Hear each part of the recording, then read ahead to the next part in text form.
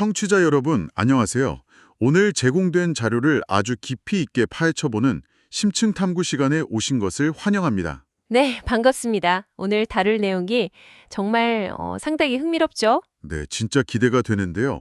오늘 저희가 다룰 자료가 케어유 뉴스의 김영래 편집장이 쓰신 칼럼 인공지능 시대 인사팀의 자리는 어딘가 이거고요. 여기에 더 타임즈 2026년 5월 21일자 보도 그리고 포춘, 더 인포메이션의 보도들까지 싹 다 종합해서 볼 예정입니다. 맞아요. 이 자료들을 통해서 지금 현장에서 어떤 일들이 벌어지고 있는지 짚어볼 겁니다. 네, 그래서 오늘 저희의 미션이 뭐냐? 이 인공지능 시대에 기업들이 직원을 도대체 어떻게 대하고 있는지, 그리고 그 효율성이라는 이름 아래서 직장 풍경이 어떻게 급변하고 있는지 알아내는 겁니다. 자, 이 부분을 한번 파헤쳐보죠. 좋습니다. 청취자 여러분, 한번 상상해 보세요. 어느 날 출근을 딱 했는데 회사의 인사 조직, 그러니까 직원들 채용부터 성과 평가, 연봉 협상, 해고까지 다루던 그 거대한 부서 전체가 통째로 해고돼서 징발해버렸다는 충격적인 소식이 들립니다. 실리콘밸리의 한 젊은 최고 경영자가 저지른 일인데요. 이게 사실 들으면 그냥 단순히 경영자의 좀 독단적인 해프닝인가 싶잖아요? 그런데 전혀 그렇지가 않습니다. 기업 구조의 어떤 근본적인 지각 변동을 보여주는 아주 중요한 사례거든요. 아, 단순한 사건이 아니군요. 네, 문제의 진원지가 바로 미국의 온라인 결제 솔루션 기업인 볼트라는 곳입니다. 이 회사의 32살 된 공동 창업자이자 최고 경영자인 라이언 브레스로우라는 사람이 2025년에 경영 일선으로 다시 복귀를 했어요. 네네. 그러면서 구조조정을 지휘하는데 방금 말씀하신 그 인사부서 전면 해체를 가장 먼저 실행한 거죠. 아니 근데 표면적으로는 인사팀을 없앤 건데 그 이면에는 회사에 엄청난 재정적 위기가 숨어 있었다면서요? 맞습니다. 더 인포메이션의 분석을 보면 이 충격적인 수치가 나오는데요. 볼트의 기업 가치가 2022년만 해도 무려 110억 달러, 그러니까 한 16조 5천억 원 정도였거든요. 와, 16조 원이요? 네, 그런데 불과 2년 뒤인 2024년에 이게 3억 달러, 한 4,500억 원 수준으로 뚝 떨어집니다. 세상에.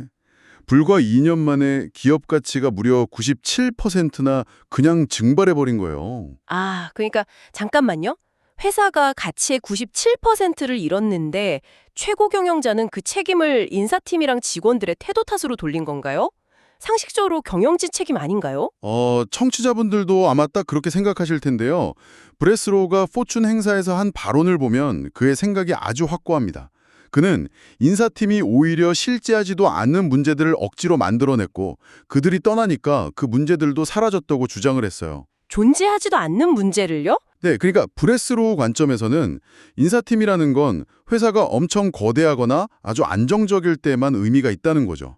지금처럼 97%가 폭락해서 당장 생존이 급한 상황에서는 그 인사팀이 회사의 기동력을 떨어뜨린다고 본 겁니다. 와, 그거 들으니까 약간 이런 비유가 떠오르네요. 마치 병원이 경영난에 처하니까 원장이 의사들이 환자들의 병을 만들어내고 있다면서 의사들을 전부 해고한 것 같은 느낌이랄까요? 아, 네, 아주 찰떡 같은 비유네요. 딱 그런 논리죠. 문제를 진단하던 사람들을 없애니까 당장 눈앞에 문제는 안 보이는 거잖아요.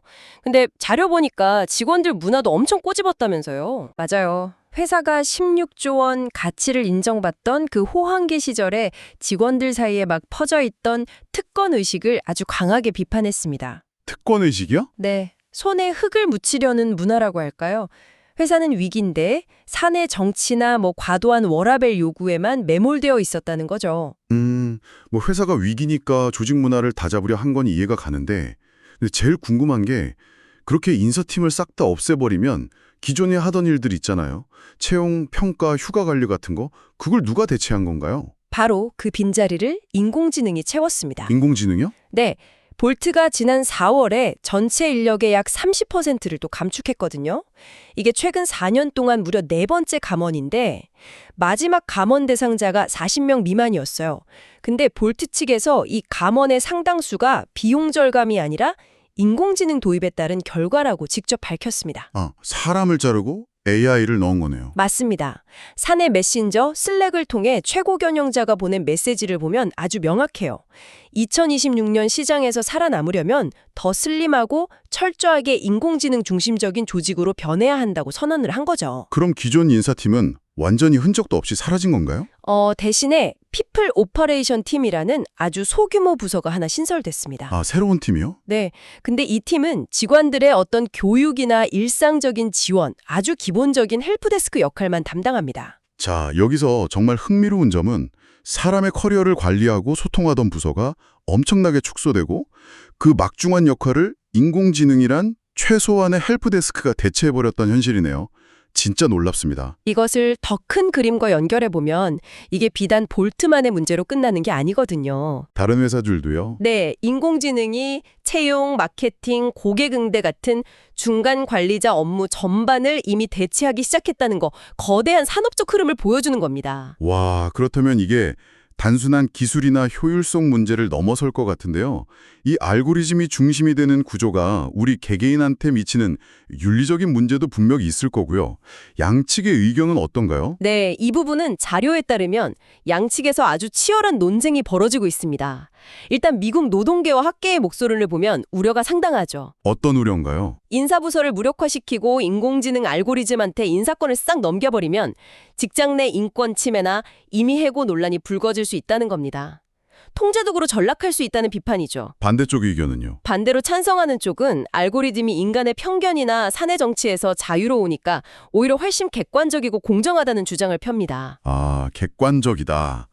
네, 청취자 여러분, 여러분의 직장은 어떠신가요? 김영래 편집장이 작성한 원문 컬럼을 보면 이게 한국의 시니어 세대에게는 정말 불편하게 다가올 수 있다고 하거든요. 맞아요. 그 한국적 맥락을 아주 잘 짚어냈죠. 네, 평생을 조직에 헌신하고 동료들 사이에 끈끈한 신뢰를 바탕으로 살아오신 분들에게 어느 날 갑자기 차가운 알고리즘이 엑셀 데이터처럼 채용과 해고를 결정한다고 하면 얼마나 낯설겠어요. 그렇죠. 정말 혼란스럽죠. 우리가 무슨 기계 부품도 아니고 오랫동안 묵묵히 쌓아온 신뢰나 팀워크 같은 보이지 않는 가치들을 과연 알고리즘이 그렇게 쉽게 평가하고 잘라낼 수 있을까요? 바로 이 대목에서 아주 중요한 질문이 떠오릅니다. 칼럼의 결론에서도 지적하듯이 기업이 시장 변화에 맞춰서 슬림화하는 건 맞지만 효율성이라는 이름으로 사람을 위한 최소한의 안전망까지 무너뜨려서는 안 된다는 거죠. 안전망이요? 네. 네. 그래서 시니어 세대가 다음 세대에게 안전과 책임이라는 전통적 가치를 전해주는 일종의 균형추 역할을 해야 한다는 걸 아주 깊이 있게 강조하고 있습니다. 아, 그렇다면 이 모든 게 무슨 의미일까요? 오늘 심층탐구에서 살펴본 볼트의 극단적인 해고 사태는 표면적으로는 기업 가치 97% 폭락이라는 끔찍한 위기에서 시작됐잖아요. 네, 그렇죠. 하지만 결국 이게 AI 시대를 맞이한 우리 모든 직장인이 겪게 될 그 효율과 인간 존엄 사이의 아슬아슬한 줄타기를 상징하는 것 같습니다. 맞습니다. 이게 먼 나라 이야기가 아니라 당장 여러분의 회사에도 내일 아침에 완전히 새로운 AI 인사관리 도구가 도입될 수 있거든요. 그러니까요. 이 지식을 알아두는 게 정말 우리 생존에 직결될 수도 있겠네요. 네, 그래서 방송을 마무리하기 전에 청취자 여러분이 방송 끝나고 스스로 한번 곰곰이 생각해 보실 만한 도발적인 화두를 하나 던져드리고 싶습니다. 오, 좋죠. 어떤 건가요? 만약 인공지능이 인간의 어떤 감정이나 특권의식 같은 거에 전혀 흔들리지 않고 오로지 데이터와 효율만으로 직원을 평가하고 해고할 수 있다면요. 네네. 언젠가 그 알고리즘이 회사의 모든 데이터를 분석한 뒤에 불과 2년 만에 기업 가치를 무려 97%나 날려버린 그 최고 경영자가 회사에서 가장 비효율적인 존재라고 판단하지 않을까요? 세상에. 인공지능의 차가운 칼날은 권력을 쥔 경영진은 교묘하게 피해갈 수 있을지 여러분도 한번 생각해 보시기 바랍니다. 와, 진짜 머리를 한 대 세게 맞은 기분이네요. AI가 CEO한테 해고 통보를 날리는 장면이라니 상상만 해도 진짜 소름 돋으면서도 통쾌하기도 하고 복잡하네요. 네, 아주 흥미로운 딜레마죠. 네, 청취자 여러분, 오늘 저희가 준비한 심층 탐구 시간은 여기까지입니다. 활기차게 시작해서 아주 깊은 생각으로 끝을 맺게 되네요. 네, 다음에도 새롭고 깊이 있는 자료로 찾아뵙겠습니다. 좋습니다. 그럼 다음 심층 탐구 시간에서 다시 만날 것을 기약하며 저희는 이만 물러가겠습니다. 여러분, 고맙습니다.